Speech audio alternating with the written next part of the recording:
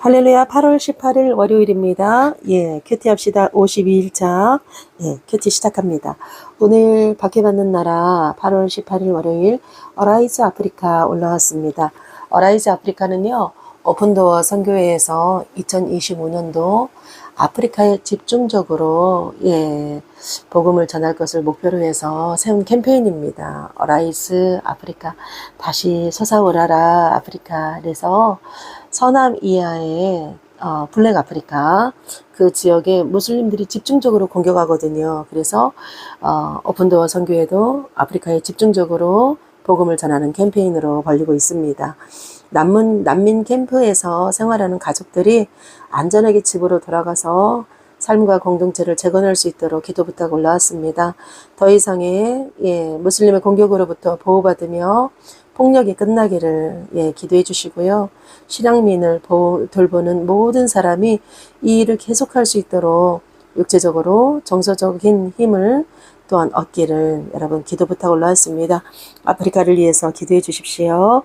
오늘 이제 큐티 시작합니다. 에스겔 19장 1절에서 14절 말씀입니다.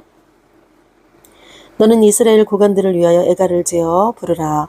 네 어머니는 무엇이냐? 암사자라. 그가 사자들 가운데서 엎드려 젊은 사자 중에서 그 새끼를 기르는데 그 새끼 하나를 키우매 젊은 사자가 되어 먹이 물어뜯기를 배워 사람을 삼키매 이방이 듣고 함정으로 그를 잡아 갈고리에 꿰어 끌고 애굽 땅으로 간지라. 암사자가 기다리다가 소망이 끊어진 줄 알고 그 새끼 하나를 또 골라 젊은 사자로 키웠더니 젊은 사자가 되매 여러 사자 가운데서 왕래하며 먹이 물어뜯기를 배워 사람을 삼키며 그의 궁궐들을 헐고 성읍들을 부수니 그 우는 소리로 말미암아 땅과 그 안에 가득한 것이 황폐한지라. 8절입니다.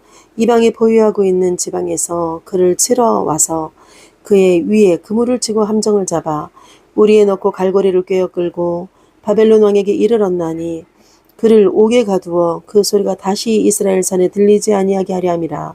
네 피의 어머니는 물가에 심겨진 포도나무 같아서 물이 많음으로 열매가 많고 가지가 무성하며 그 가지들은 강하여 권세 잡은 자의 규가 될 만한데 그 하나의 키가 굵은 가지 가운데서 높았으며 많은 가지 가운데서 뛰어나 보이다가 분노 중에 뽑혀서 땅에 던짐을 당하며 그 열매는 동풍에 마르고 그 강한 가지들은 꺾이고 말라 불에 탔더니 이제는 광야 메마르고 가물이 든 땅에 심어진 바 되고 불이 그 가지 중 하나에서부터 나와 그 열매를 태우니 권세 잡은 자의 규가 될 만한 강한 가지가 없도다 하라. 이것이 애가라. 후에도 애가가 되리라. 아멘. 에스겔에게 오늘 여호와께서 너 이스라엘 고관들을 위해서 애가를 지어라. 슬픈 노래를 지어라. 에스겔서 19장은 슬픈 노래를 지으라는 그런 또 제시입니다. 슬픈 노래를 지으라고 작곡하라고 합니다. 작곡의 내용은 2절 이하부터 14절까지 나오는 이 가사를, 이 내용을 가지고 토대로 곡을 지어라 이럽니다. 오늘 말씀의 제목을 메마른 가지로 제가 생각해 봤습니다. 메마른 가지. 여러분, 우리 신약성경 마태복음 5장 보면 예수님이 말씀하신 산상수훈 나오죠.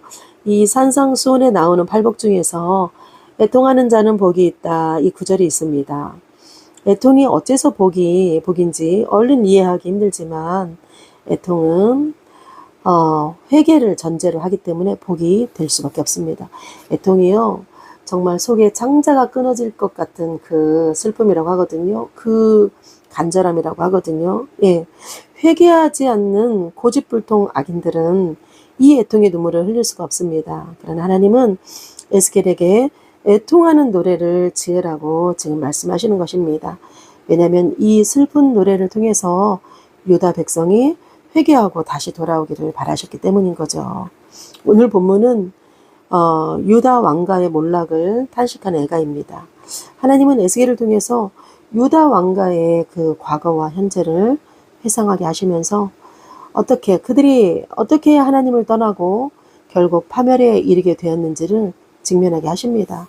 우리는 이를 통해서 영적 지도력의 그 위기를 겪고 있는 현대 교회의 상황들도 이 동일한 경고로 또 교훈으로 우리가 또 볼 수도 있을 것 같습니다. 여러분은 어떤 일로, 무슨 일로 가장 애통해 보셨습니까? 예. 나를 위한 애통도 있을 것이고, 남을 위한 애통도 있었겠죠. 저는 예전에 부족할 게 하나도 없는 권사님인데, 새벽마다 와서 우시는 거예요. 그랬을 때, 저분은 울 이유가 뭐가 있을까? 자식도 그렇고, 아들이 막 미국 MIT 다녀. 예, 그리고 그런데도 아무리 부유해도 남편이 대기업, 예, 대기업을 마쳤는데도, 대표로 마쳤는데도 불러서, 예, 고문으로 있을 정도로 그렇게 부족한 게 없는 가정인데, 그렇게 새벽마다 오는 거예요. 그런데 알고 보니 이분이 중보기도로 그렇게 오는 거예요. 남을 위한 기도로 이렇게 오는 거예요. 그랬을 때, 정말 기도라는 게 저런 거구나. 이 애통이, 나를 향한 애통이 되신 분은 정말 남을 향한 애통을 목표로 삼고 주님 앞에 그 하나님의 마음, 아버지의 마음, 예수의 긍휼, 예수의 사랑을 구해보면 참 좋겠다. 그런 생각을 오늘 말씀 보면서 또 그 권사님이 생각났고 그런 생각을 해봤습니다. 역사는요, 과거의 이야기죠. 오늘 지금 암사자 나오고, 젊은 사자 나오고, 이게 지금 다 과거의 이스라엘을 비유하는 말씀이거든요. 이 역사 속에서 반복되는 우리는 교훈이 있습니다. 과거의 얘기지만 이 역사가 없으면 우리는, 역사를 통해서 우리가 무엇이 잘못됐고, 무엇을 깨달아야 되는 것이고, 거기에서 우리가 교훈을 정말 신앙적 양심이 아닌 도덕적 양심만 있다고 해도 우린 그것을 발췌할 수 있을 것입니다. 우리는 이스라엘의 역사를 통해서 삶을 반추하고 그 역사를 써 내려가야 됩니다. 오늘 본문은 그 남유다 마지막 왕들의 역사를 비유로 들어서 주님을 의지하지 않는 자들의 어떻게 멸망을 하는지, 우리에게 또한 주신 사명을 주님의 뜻을 따라서 어떻게 충성으로 감당해야 되는지, 예, 그 교훈을 살펴볼 수 있습니다. 하나님은요, 유다를 어미사자에 비유하셨어요. 예, 애굽에서 종살이하던 그 이스라엘이 하나님의 은혜로 정말 하나님이 부르셔서 암사자같이 강력하고 존귀한 나라로 세우신 거죠. 그러나 이 노래는 이미 멸망이 임박한 상태에서 죄송합니다. 예, 부르짖는 거기 때문에 정말 백성들이 그 화려했던 과거를 회상하게 하는, 예, 그런 부분입니다. 그런데 그들이 지금 처한 이 비참한 환경, 바로 하나님을 떠나면 암사자같이 강력했던 나라라 할지라도 순식간에 몰락할 수밖에 없다는 것이죠. 이 암사자, 그 야곱이 창세기 보면 죽기 전에 12 아들들을 축복하죠. 축복할 때 유다에게 이 사자의 비유를 들면서 축복했었습니다. 그런데 우리 유다를 통한, 예, 축복이 다윗 왕조를 통해서 이루어지지요. 그래서 이 암사자라고 표현했다고 합니다. 그런데 그 암사자, 어미사자의 첫 번째 새끼가 사람을 삼킬 만큼 강했는데 결국 함정에 빠져서 애굽으로 끌려갔다. 이거는 바로 여호아하스 왕을 얘기합니다. 3개월짜리밖에 못 돼. 3개월 왕이었는데 결국은, 예, 저는 오늘 말씀 보면서 윤석열 정부도 생각나더라고요. 정말 우리나라 고궁에 있는 막 의자고 가구들을 배치를 다 받고 가면서 본인이 원하는 사람들을 초대해서 거기에서 차를 마시고 정말 쇼맨숍을 다 했는데 지금 결국은 구속돼 있는 영부인을 볼 때, 과거의 영부인을 볼 때 정말 우리가 불과 얼마 후에 이렇게 될 걸 누가 알겠습니까? 마찬가지입니다. 3개월 왕 하다가, 예, 애굽으로 잡혀간 여호아하스. 그 다음에 두 번째 왕이 바벨론으로 끌려갔다고 하죠. 이거는 여호야긴으로 봅니다. 여러 왕중 중에서 여호야긴으로. 이는 3개월 하고 10일 했다고 하거든요. 그리고 바벨론으로 결국은 끌려가죠. 그래서 그곳에서 정말 감옥에 갇혀서, 그러나 나중에 조금 대우받죠. 그래서 그나마 목숨을 건져서 37년이라는 세월을 그곳에서 삽니다. 그런데 또 그 안에 여러 가지들이 있으나 정말 왕이 될 만한 자격 조건이 많이 갖췄으나 그 중에 키가 큰 시드기야를 의미하죠. 그러나 그도 역시 다 끌려가서 그것도 내 모국이 아닌 타국에서 죽게 되는, 여러분, 여호아스, 여호야긴, 시드기야, 사람들은 다르지만 그들이 같은 죄를 반복했을 때 하나님을 경외하지 않고 하나님 외에 다른 것을 섬기며 의지하며 그것들에 집중했을 때 결국 이 죄의 반복들은 어떤 결과를 맞이하냐? 죄의 결말은 바로 멸망밖에 없다는 것입니다. 정말 이 놀라운 게요. 이 유다를 또 포도나무에 비유하잖아요. 그런데 한때 물가에 심긴 이 포도나무였지만 광야에 나중에 심겼다고 하거든요. 그리고 뽑히고 불에 태워집니다. 그리고 그 나무에 그 마른 나무에 불이 붙었어. 나무에 불이 붙었다는 건 불에 붙어서 열매를 맺지 못한다는 거죠. 그래서 권세 잡은 자의 규가 될 만한 강한 가지가 없도다. 완전한 파멸을 말합니다. 메마른 가지에 불까지 붙어가지고 열매를 절대 맺지 못하는 완전한 파멸을 말합니다. 이렇게 하나님을 향한 순종의 길을 떠나는 성도는 결국 하나님 없는 삶은 메마른 가지, 완전한 파멸이라는 거, 이것이요 이 땅에서 가난하게 산다, 이 땅에서 슬프게 산다, 그게 아니고요. 여러분, 이 완전한 파멸은요 우리 눈에 보이기에는 예수를 안 믿어도 너무너무 갈수록 잘 사는 모습으로 보일 수도 있어요. 예수를 안 믿고 하나님을 무시하고 사는데도 가족이 화목해 보일 수도 있어요. 세상적 눈으로 봐서는.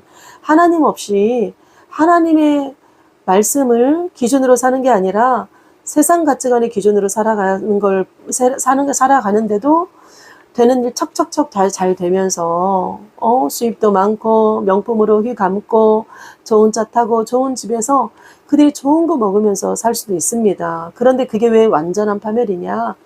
하나님 없는 삶은, 이 땅의 삶은 완전한 파멸입니다. 멸망의 길입니다. 왜냐? 정해진 시간표 사는, 우리의 인생은 정해진 시간표 이 땅에서 살거든요. 이곳이 본향이 아니라는 거, 이후의 삶이 있다는 거, 그곳이 바로 우리의 본향이라는 거, 절대 영원한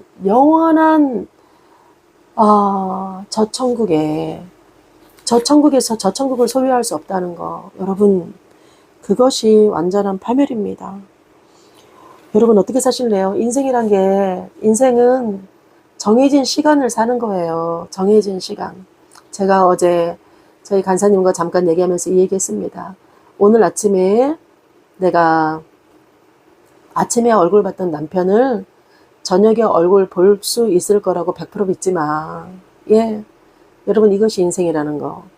오늘 아침에 눈을 떴다. 내가 눈을 떴다. 이거는 내가 오늘도 해야 할 일이 있구나, 이겁니다. 주님이 오늘도 해야 할 일이 있어서 나에게 시간을 준 것입니다.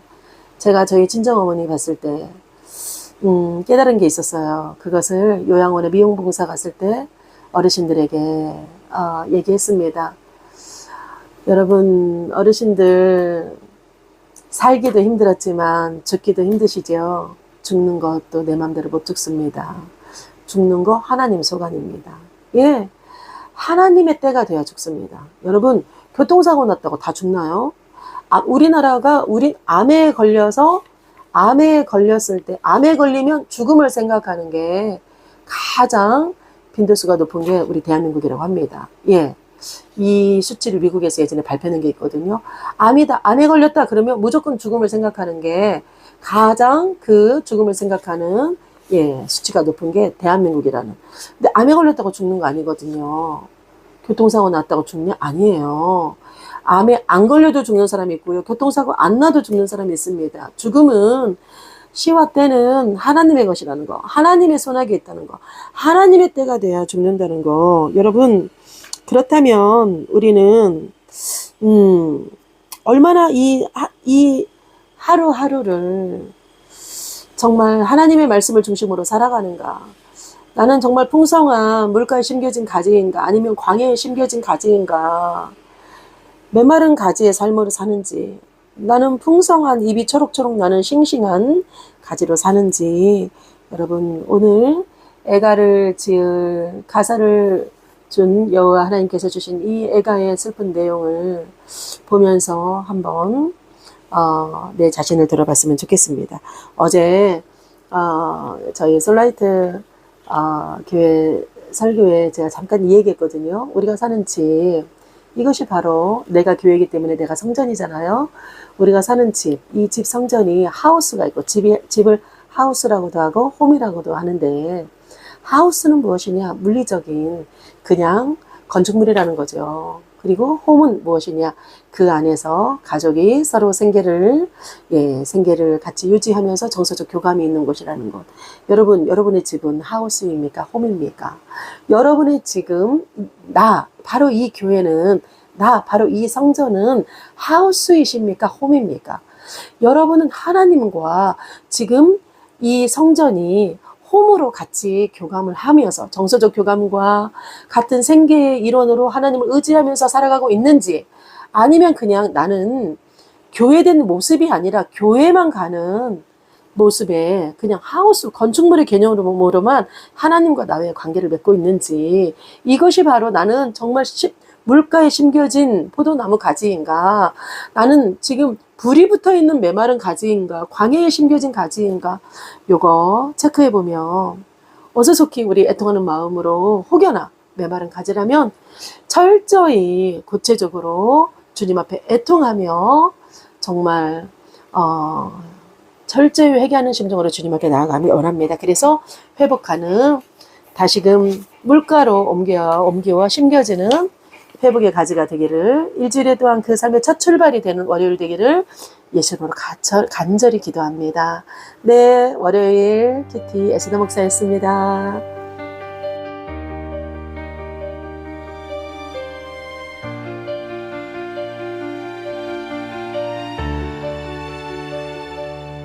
한 새끼 사자 어미 품에서 자라 강한 자 되어 땅을 흔들었네.